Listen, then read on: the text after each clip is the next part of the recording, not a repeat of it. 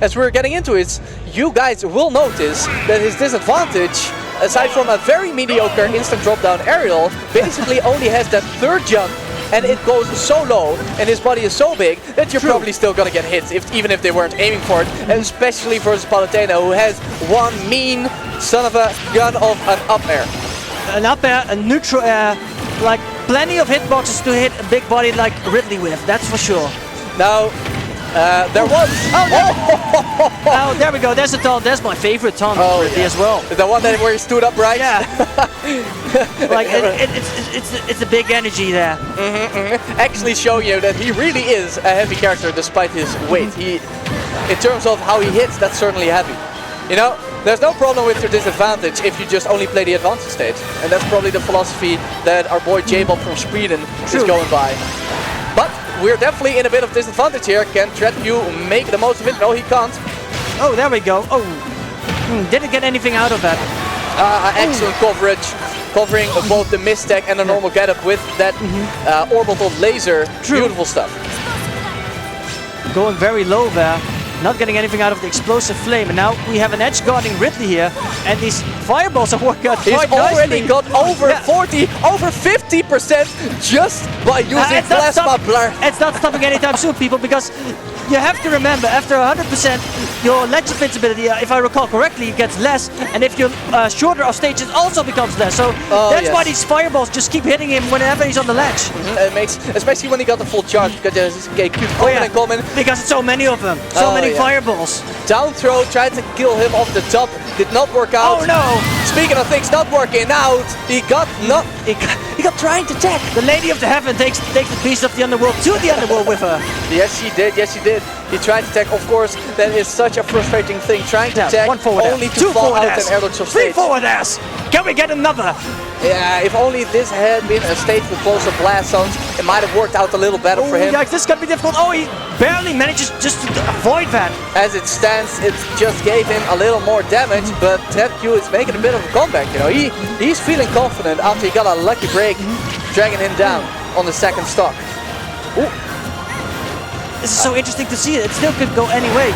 Oh, yes. It's getting more and more difficult here for Jbob. Yeah, it looks like Tredq has got a bit of a grip on how Jbob likes to play in his disadvantage now.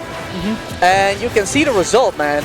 Yeah. For the first time, we see a significant lead in favor of Tredq. You should notice something that Jbob is currently not doing is trying to catch these jumps from Tredq. Like, no, he's just too scared of the neutral air. True, but he's staying too grounded to actually do anything meaningful here. But he needs to just start focusing on that, because if not... Oh, there we go! Yes, yes, he did. Palutena has no more ankles after that. Beautiful, beautiful sweet spot forward tilt from Jbob. But he's definitely sweating a little bit after he had such an enormous lead, and he lost his second stock at the same time due to the drag down. That's what we talked about before the game started, that disadvantage. If you just lose one interaction, you can just eat so many damage for it, and it can be very, well, for a Ridley player, you have to learn how to deal with those kind of things. Like, you have to know that if you get hit once, it could turn around the entire game. It can hurt so much, and it's going to be very affecting of your mental game as well. Yeah, the conventional wisdom is if you have got a relatively bad advantage state, every time you get juggled, try to go to the ledge. But Ridley doesn't do too well when it comes to getting off the ledge either. So it's kind of a pick your poison type situation. Looks like the counter pick is to Pokemon Stadium 2, and I actually kind of like this for Jbob, the guy who got counter picked, because the blast zones are, I think, closer, right? Yeah, they're a bit closer. So once he gets those big hits in, he's gonna get it. And just like that was very beautiful there. The counter pick from Tredq is actually working against him here. I love how he didn't just hope he would get the stage spike and the stock. No, he stayed there with the nair to finish it off. Like, it's like double tapping. Like, just gotta make sure this person stays down there. Okay, yeah, that's gonna be the stock. No, it's not. But it actually is. Yeah, but he tried to take him with him. Yeah. Like, wait, couldn't he do side B and then up B at least for the maximum distance. He could, but then he probably, because you can only go straight up with up B, probably still wouldn't have made it to the ledge, because the aerial sideways up B actually gives you more horizontal distance than just the side B. Oh, okay, that's good to know. I didn't know that. Today I learned. Yeah, oh yeah, I played a bit of Ridley myself. That's why I was surprised to see this counter pick, because I know when you play these big bodies versus these heavy combo characters, you want the space to retreat when necessary. And that's what he's got here on Pokemon Stadium 2. And yes, the washing machine neutral air trains from Palutena are gonna last a little bit longer if you get caught at low percent. But you get the space to retreat throughout the entire match, and that is really worthwhile. True. Okay, more Plasma Breath coming out. He hasn't quite repeated the success he had with Plasma Breath. Yeah, but he didn't have the same position he had when using that before. This time it was close to the ledge.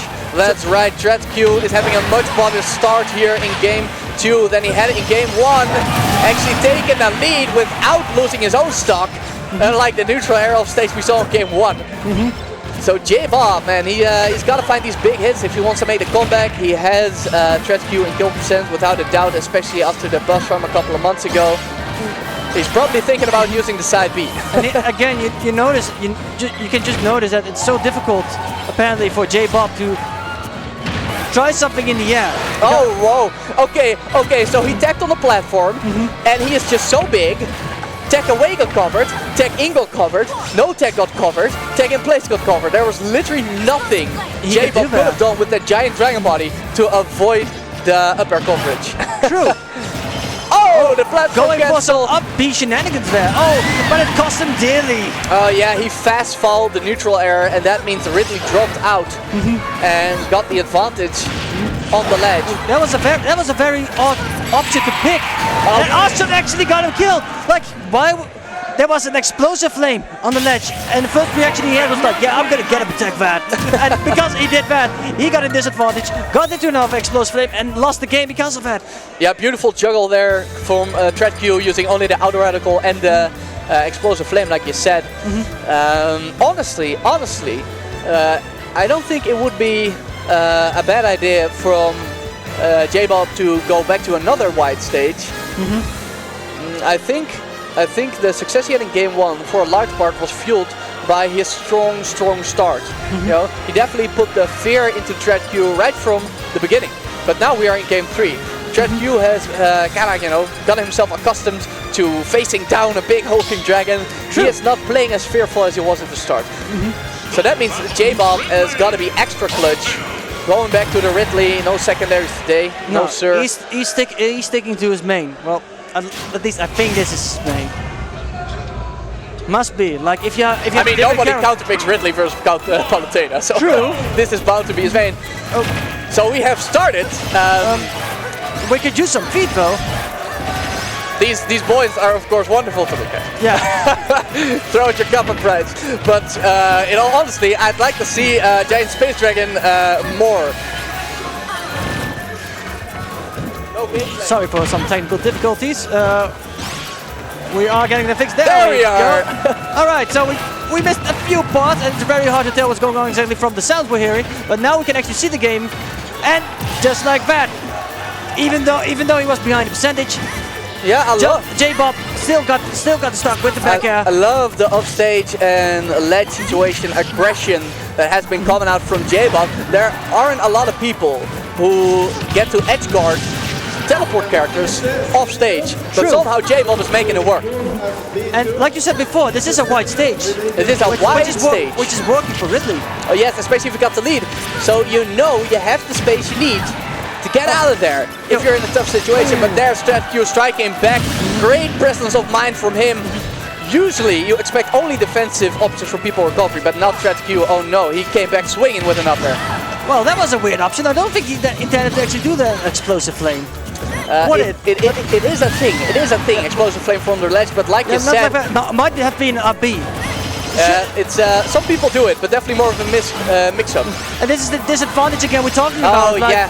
How many up airs were there? 5? 4? I think we got about 3 to 4 up airs from Tredq and about 3 nairs before that for a big combo, doing a lot of percent. But despite that, Ridley does not find himself a kill percent quite yet. He still can make a couple of gambles to expand his lead. Oh, there's the grab. Yes, there's the gamble I like to see. Or I should call it a read, but... yeah, he can actually afford those now because he's in the lead. Yes. Stock-wise, not percentage-wise. Very important, and that was a beautiful forward smash. Tredq is in a lot of trouble. Yes, Stabbed him off the ledge. And it took him down at 90. That is the power we expect of a big old dragon. The shank tail. Oh yeah, the shank tail. And you gotta anchor down for the best results. You know. I know. I've been hit often by it, and it's very nasty. Try to recover, and it's just like, no, I'm just gonna F tilt you, angled F tilt you, and it's like, okay, I'm gonna try to get back, and then just do it again and again and again until you're dead. And again. That's how it goes. Of course, to me, it is a bit of a difficult input, you know, consistently angling your tilt, because I like to do it with the C stick. Yeah. And the C stick is like a little bit diagonally below your thumb.